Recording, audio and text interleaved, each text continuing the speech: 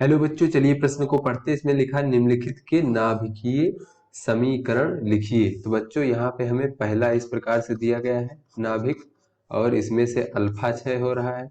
इसी प्रकार बच्चों दूसरा दिया गया है, इसमें से भी अल्फा क्षय हो रहा है। और ये तीसरा नाभिक है बच्चों, इसमें से बीटा ऋणात्मक क्षय हो रहा है बच्चों।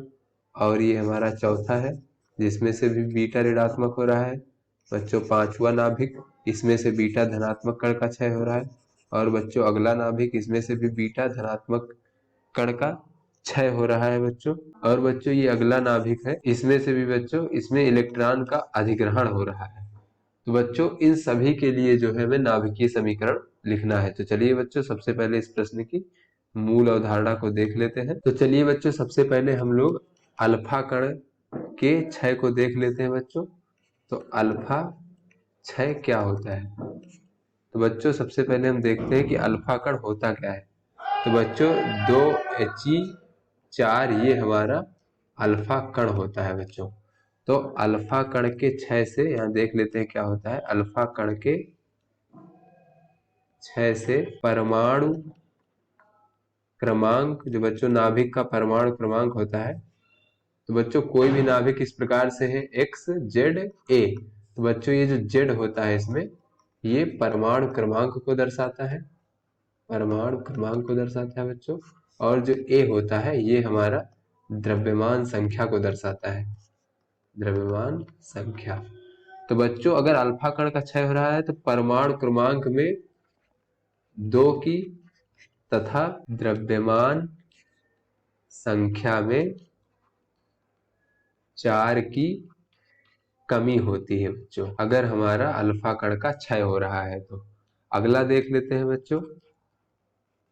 अगला बच्चों बीटा ऋणात्मक कण का अगर क्षय हो रहा है बच्चों, तो ये क्या होता है बच्चों? तो चलिए देख लेते हैं बीटा ऋणात्मक कण होता किस प्रकार का है। तो बच्चों ये होता है हमारा बीटा ऋण 1 और 0। तो ऐसे में बच्चों बीटा ऋणात्मक कण के क्षय से परमाणु क्रमांक 1 अंक से बढ़ जाता है बच्चों। अगर बीटा ऋणात्मक कण का क्षय होता है तो परमाणु क्रमांक 1 अंक से बढ़ जाता है, और परमाणु द्रव्यमान संख्या होती है बच्चों उसमें कोई परिवर्तन नहीं होता है। और बच्चों साथ में एंटी न्यूट्रिनो जो होता है बच्चों वो भी उत्पन्न होता है।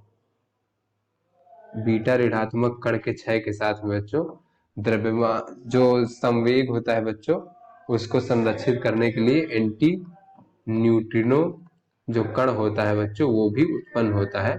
तो इसको बच्चों हम लोग न्यू बार से प्रदर्शित करते हैं, जो उत्पन्न होता है। चलिए बच्चों अगला हम लोग बीटा धनात्मक कण के क्षय को देख लेते हैं बच्चों। तो बच्चों बीटा धनात्मक कण हमारा इस प्रकार से होता है बच्चों। तो यहाँ पे बीटा धनात्मक के क्षय से जो बच्चों परमाणु क्रमांक होता है 1 अंक से कम हो जाता है। और बच्चों जो द्रव्यमान संख्या होती है उसमें कोई परिवर्तन नहीं होता है। और बच्चों इसके क्षय में साथ में न्यूट्रिनो उत्पन्न होता है बच्चों। न्यूट्रिनो को हम लोग न्यू से प्रदर्शित करते हैं। अगला बच्चों हम लोग चलिए इलेक्ट्रॉन के अधिग्रहण को देख लेते हैं। तो ये हमारा इलेक्ट्रॉन हो गया। इलेक्ट्रॉन का अधिग्रहण किस प्रकार से होता है बच्चों? तो चलिए देख लेते हैं इलेक्ट्रॉन को प्रदर्शित किस प्रकार से करते हैं नाभिकीय अभिक्रिया में। तो बच्चों ये हमारा इलेक्ट्रॉन होता है। तो बच्चों इलेक्ट्रॉन के अधिग्रहण से परमाणु क्रमांक जो है बच्चों, परमाणु क्रमांक 1 अंक से कम हो जाता है। और बच्चों जबकि द्रव्यमान संख्या उसमें कोई परिवर्तन नहीं होता है। और बच्चों साथ में न्यूट्रिनो भी उत्पन्न होता है। तो चलिए बच्चों अपने प्रश्न को हल करते हैं। तो बच्चों यहाँ पे पहला हमें दिया गया है नाभिक, वो 88 RA 226 दिया गया है। तो बच्चों इसमें से अल्फा क्षय की बात की जा रही है बच्चों। तो इस प्रकार से ये हमारा अल्फा कण हो गया। तो अब देखते हैं बच्चों अल्फा कण के क्षय से परमाणु क्रमांक में 2 की कमी हो जाती है। तो बच्चों परमाणु क्रमांक हमारा 86 हो जाएगा, और द्रव्यमान में 4 की कमी हो जाती है बच्चों, क्योंकि ये अल्फा कण का द्रव्यमान संख्या 4 होता है बच्चों। तो 4 की कमी से ये 222 हो जाएगा। तो बच्चों 86 परमाणु क्रमांक और 222 जो द्रव्यमान संख्या होती है वो रेडान की होती है, इसे हम Rn से प्रदर्शित करते हैं बच्चों। ये हमारा रेडान परमाणु होता है। तो इस प्रकार से बच्चों ये हमारा अल्फा कण हो गया। तो इस प्रकार से इसकी नाभिकीय अभिक्रिया हो गई। दूसरा बच्चों देख लेते हैं। तो दूसरा नाभिक हमें दिया गया है बच्चों 94 Pu 242। तो बच्चों इसमें भी अल्फा कण के क्षय की बात की जा रही है। तो चलिए बच्चों अल्फा कण निकाल देते हैं इस प्रकार से। तो इसमें भी परमाणु क्रमांक में 2 की कमी आ जाएगी और द्रव्यमान संख्या में 4 की कमी आ जाएगी बच्चों। तो ये जो हमारा होता है बच्चों 92 238, ये हमारा यूरेनियम होता है बच्चों। तो इस प्रकार से ये हमारा इसकी नाभिकीय अभिक्रिया हो जाएगी। अगला नाभिक बच्चों तीसरा देख लेते हैं। तो तीसरा हमें दिया गया है बच्चों 15P32।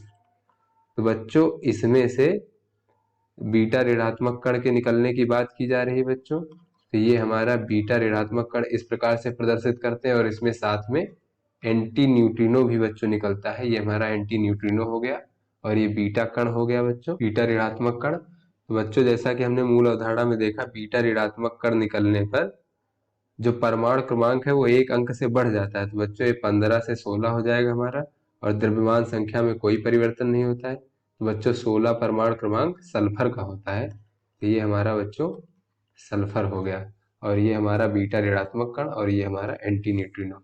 अगला देख लेते हैं बच्चों। तो अगला नाभिक हमें दिया गया है 83 Bi 210। इसमें से भी बच्चों बीटा ऋणात्मक कण निकल रहा है। तो बच्चों ये बीटा ऋणात्मक कण इस प्रकार से हो गया, साथ में एंटी न्यूट्रिनो निकलेगा बच्चों।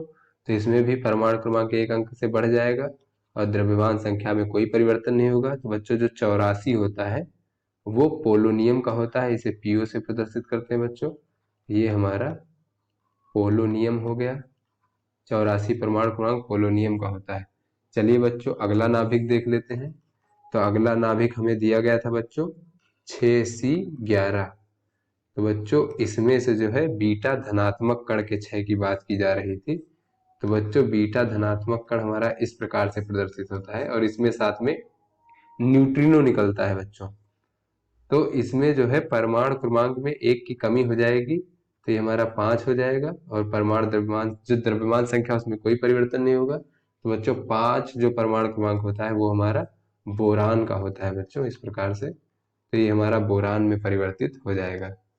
उसके बाद बच्चों अगला नाभिक देख लेते हैं। तो अगला नाभिक हमें दिया गया था बच्चों 43Tc97, और इसमें से भी बच्चों धनात्मक बीटा कण जो है निकल रहा था इस प्रकार से, और साथ में बच्चों जो है न्यूट्रिनो कण भी निकलेगा। तो बच्चों इसमें भी 1 की कमी हो जाएगी परमाणु क्रमांक में, तो ये 42 हो जाएगा, द्रव्यमान संख्या वही रहेगा। तो बच्चों 42 जो होता है वो मॉलिब्डेनम का होता है, इसे MO से प्रदर्शित करते हैं बच्चों। तो इस प्रकार से ये इसकी नाभिकीय अभिक्रिया हो जाएगी। अगला देख लेते हैं बच्चों। तो बच्चों अगला हमें Xc दिया गया था और इसका परमाणु क्रमांक 54 और 120। इसमें बच्चों कहा जा रहा था कि इलेक्ट्रॉन का अधिग्रहण हो रहा है बच्चों। तो इलेक्ट्रॉन का अधिग्रहण हमने देखा बच्चों, इलेक्ट्रॉन इस प्रकार से दिखाई देता है बच्चों, प्रदर्शित किया जाता है अभिक्रिया में। तो इसका अधिग्रहण मतलब इसमें जा रहा है बच्चों इलेक्ट्रॉन, तो ये हो जाएगा 0। बच्चों इलेक्ट्रॉन के अधिग्रहण से परमाणु क्रमांक 1 अंक कम हो जाता है बच्चों, तो ये 53 हो जाएगा, और द्रव्यमान संख्या में कोई परिवर्तन नहीं होता है बच्चों। तो ये हमारा I होता है, और साथ में बच्चों न्यूट्रिनो उत्पन्न होगा। तो ये इसकी नाभिकीय अभिक्रिया हो गई। तो आशा करते हैं बच्चों ये आपको समझ में आ गया होगा। धन्यवाद।